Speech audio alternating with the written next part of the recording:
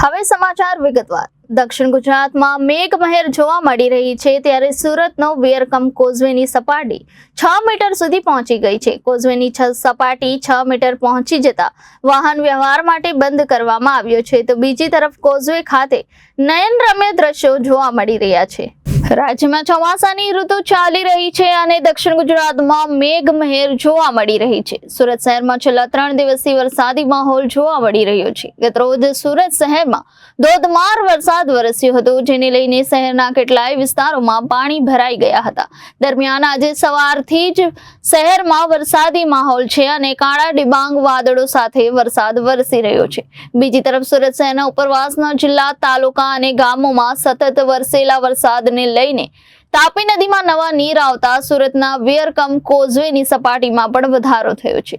Causeway તેની સપાટી કરતા ઉપરથી વહેવાનો શરૂ થઈ ગયો છે। ગત વર્ષે જૂન મહિનાની શરૂઆતમાં ઓવરફ્લો થયો હતો। આ વખતે વરસાદી વિલંબથી શરૂ થતા જુલાઈ મહિનાની શરૂઆતમાં કોઝવે પ્રથમ વખત ઓવરફ્લો થયો છે। સુરતમાં આવેલ કોઝવેની ભયજનક સપાટી 6 મીટર છે। 6.70 મીટરને પાર થતા કોઝવે ઓવરફ્લો થાય છે। વાહન વ્યવહાર માટે તેને બંધ કરવાની ફરજ પડે છે। દરમિયાન હાલમાં કોઝવેની સપાટી 6.70 મીટર સુધી પહોંચી ગઈ છે જેને લઈને તંત્ર દ્વારા તકેદારીના ભાગરૂપે કોઝવેને વાહન વ્યવહાર માટે બંધ કરી દેવામાં આવ્યો છે।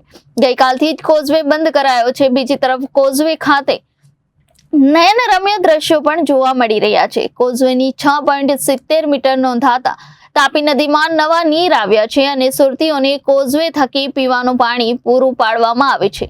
વર્ષ દરમિયાન સુરતીઓને પીવાના પાણીની કોઈ મુશ્કેલી નહીં રહે।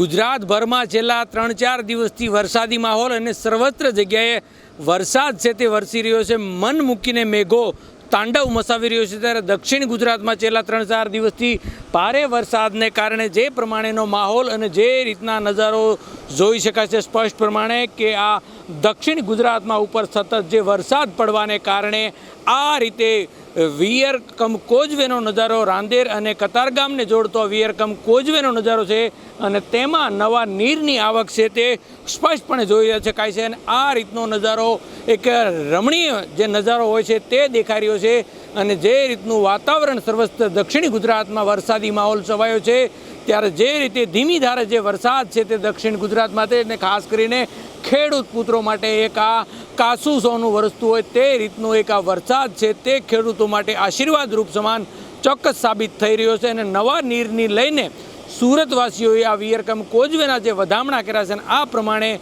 નવા નીરની આવક છે તે દેખાઈ રહી છે અને કોઝવેમાં જે રીતે આ ઘસમસતા પાણી જઈ રહ્યા છે અને કોઝવેમાં ઓવરફ્લો થઈને જે પાણી વહી રહ્યા છે ત્યારે કોઝવે ગઈકાલથી જ બંધ કરી દેવામાં આવ્યો છે। સિઝનના પ્રથમ જે આ વખત કોઝવે બંધ થયો છે ત્યારે આ રીતનો નજારો સુરતના જે પ્રમાણે જોઈ શકાય છે। વીરકમ કોઝવે તાપી મૈયાના જે રીતના દ્રશ્યો છે તે અત્યારે જોવાઈ રહે છે। નવા નીરની આવકને લઈને ખેડૂતોમાં અને ખાસ કરીને શહેરીજનોમાં એક હર્ષની એલી ચોક્કસ દેખાઈ રહી છે અને આ સમગ્ર વરસાદી માહોલને લઈને સુરતીઓમાં એક રાશકારો અને જે ગરમીમાંથી બફારો હતો તેમાંથી ચોક્કસ રાહત મળી છે અને વરસાદ માટેનો માહોલ અને નજારો અને હજી ધીમે ધીરે વરસાદ છે તે અવિરતપણે વરસી રહ્યો છે। સહયોગી પરેશ રાઠોડ સાથે અરવિંદ રાઠોડ, જનાદેશ ન્યૂઝ, સુરત।